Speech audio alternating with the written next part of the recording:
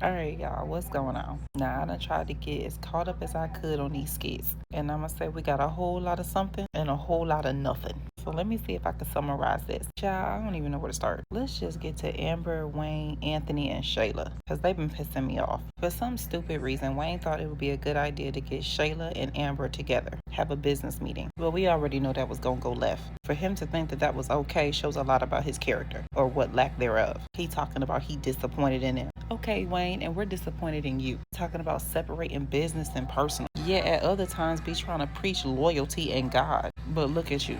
Anyway, don't waste y'all time unless y'all just want to be pissed off. But long story short, he cut the business between the both of them. And it sucks because Amber was first. That was her baby with him first. Then he decided to bring in Shayla. So of course Amber goes back to Anthony about it, talking about Wayne fired them and she's just downright sick of Shayla. Girl, we all are. But one thing Anthony did say, God ain't gonna close one door without opening another. So one thing that they should definitely do is open up a record label of their own, because Wayne is toxic and tainted. Then we got another skit of Amber telling Anthony that she found the paternity test location. I don't know why they making a big deal out of this. Why y'all gotta give us 20 skits about this? Let's hurry up and get it over with. It really does not take this much. But she made the appointment for tomorrow. Why did this idiot run and tell Shayla about it? And then Delicia called herself trying to have a little 2 cent skit. Because why is she there? Why is he there? Why did you feel the need to tell her? And when is Shayla gonna get her teeth knocked in? Because I'm sick of seeing skits of her on her little high horse. Please let this baby not be his. Then when they do take Kai's DNA test, Amber will be there, but yet Shayla don't know that yet. Then we got Wayne going over there to the house all small so he can do business with Anthony. He tried to squash it with Amber. Amber goes off on him. There is nothing that can justify his motive.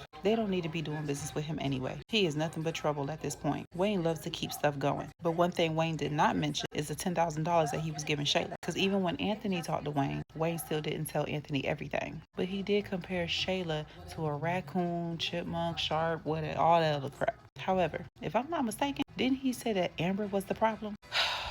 No, you're the problem. Now let's get to Natasha and Kendrick. Natasha surprises Kendrick with country wine tickets, VIP front row. So I guess y'all gonna talk about this comedy special until it's over. Okay, bet I understand. And of course he got her VIP tickets to Pound Town. Ticket to get her eggs cracked. Then that skit of Natasha and Don, I see what they doing and I don't like it. Cause why they got them two scrolling down memory lane looking at old photos and Natasha is realizing that Don has not always been the enemy. Don't do that. Do not do that. We've already got front row seat, purchased first class ticket to her being exposed with Charles. Don't piss us off. We have been loving Natasha's storyline lately. Don't mess that up, y'all. And I'm going to talk about Dalen and Kelvin and them. I'm going to put them to the forefront only because we got a little tea. Long story short, Dalen gave Noel money for her album. Kelvin goes over there by the house. He's coming to pick up Keisha's stuff. Noel gives it to him. However, he wanted to apologize to Noel for seeing him and Keisha. She explained that she feels some type of way. And guess what?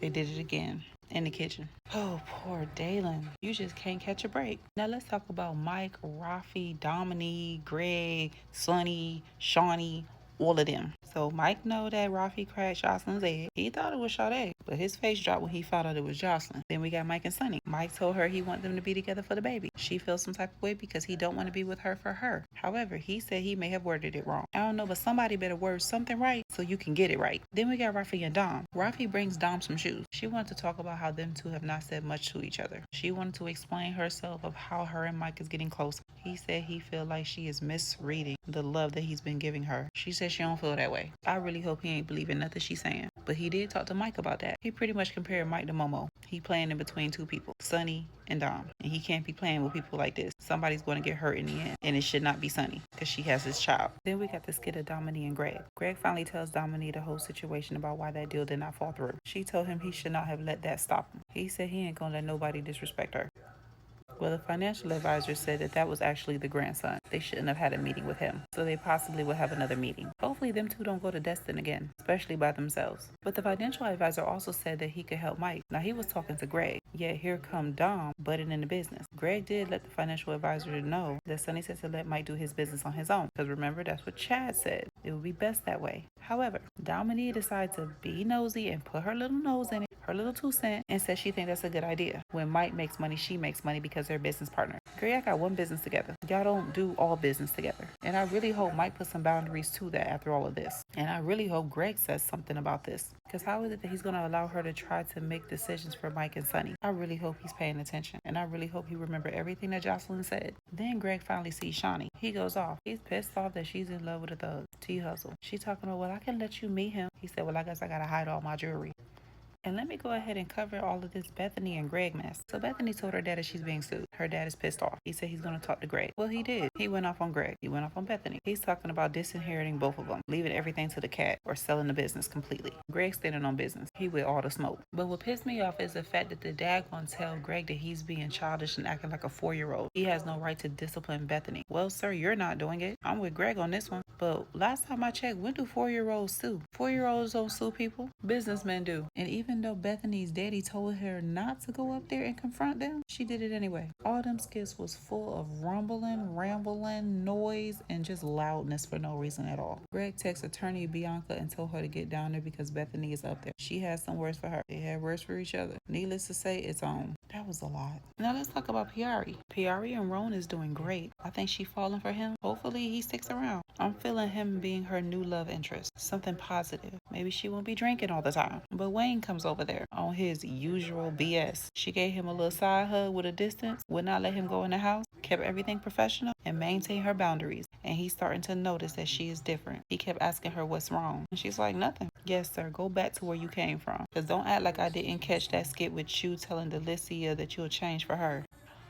Then we got Larry and Sharra. Brooke going with Sharra for this weekend. Of course, she gonna bring her back so Brooke can go to New Orleans with him. But Sharra told Larry that Bethany is gonna cost them everything. They're gonna lose everything messing around with her. And that it seems like the Bethany situation is stressing both Brooke and him out. He keeps saying everything cool, everything in his name. He ain't gotta worry about this, and that. However, when Bethany finally gets home after leaving the little dispute between her and Greg, she pushed herself onto the New Orleans trip, talking about she really needs Brooke. She really needs him right now. You really need a counselor. I thought you were going to therapy, Bethany. What happened to that? Well, she asked if she can come. Now he's all cool with her coming. If I was Brooke, I would just stay with my mama. Let him and Bethany go. Because Brooke was excited that she gets to get away from Bethany for a little bit. Have daddy-daughter time. Now, here comes Bethany once again ruining that moment. Then we got Trey and Ernestine. Trey comes over there all happy and stuff, doing the usual. However, he comes with a pooper scooper. Ernestine said that Jay just bought her one. That sets Trey off. They over there arguing. He asking her what is going on, talking about her playing both sides. Needless to say, he said he's going to turn his energy somewhere else. She said, what is that supposed to mean? You can take it however you want to take it, but I'm done with this right here. And he pulls up on Brii, vents to Brii a little bit. So I guess they're going to be serious after this. Well, this may be the end of Brii and Ernestine's friendship when everything comes out. And them skits of D, I ain't gonna lie, I ain't been liking none of these skits lately. But he playing basketball with Samara's stepdaddy. He talking about he think he gonna make it official with Samara. It's a little soon, sir. You barely know what you want. Long story short,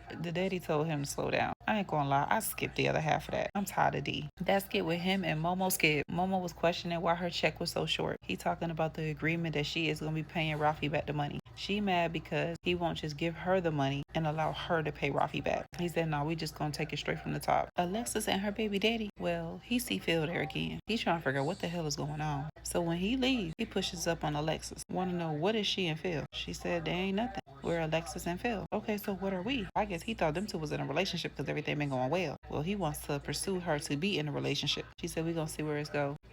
He just want Phil gone. Terry babysitting his potential daughter skip. Mike and Melissa skip. Lawrence skip. Wayne, Shayla, and Delicia skip. Trill and his other baby mama skip. Trill and the first baby mama skip. Nina and Chaotic skip. And skip. Rafi crazy cousin skip. We got enough drama in the skits. We don't need to have a coming along creating more.